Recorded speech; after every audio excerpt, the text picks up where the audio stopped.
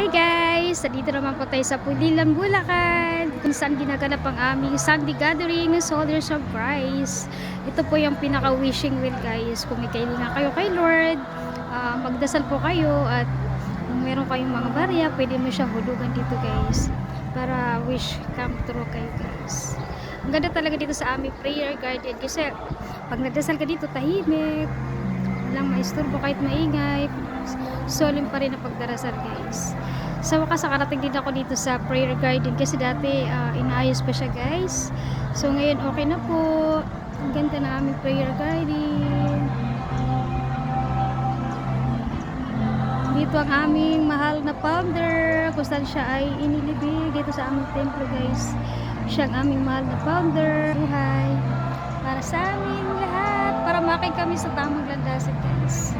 Ang ganda talaga dito sa prayer garden kasi mga fresh yung mga halaman. Ano ang tataba ng mga ano dito guys. Para ka rin sa park, nagtatambay lang. Ang ganda sa prayer garden namin.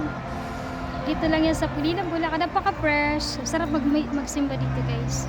Kung kayo gusto nyo mag-bless, punta po kayo sa Pulilan, Bulacan, Santo Cristo, Soldiers of Christ. Madali lang po siya hanapin guys. Pagsabihin lang po sa Pulilan, Soldiers of Christ. Hila po.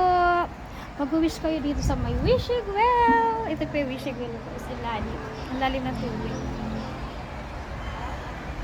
Hi, sa wakas. Nakarating din ako sa prayer garden. Nakikita ko lang siya sa mga picture. Sabi ko, pag-uwi ko ng Pilipinas, gusto ko siya plantahan. Kaya guys, dito na ako guys. Ang sarap ng hangin. Sarap talaga dito. Makakaroon ka ng peace of mind. Yun po guys. Thank you for watching.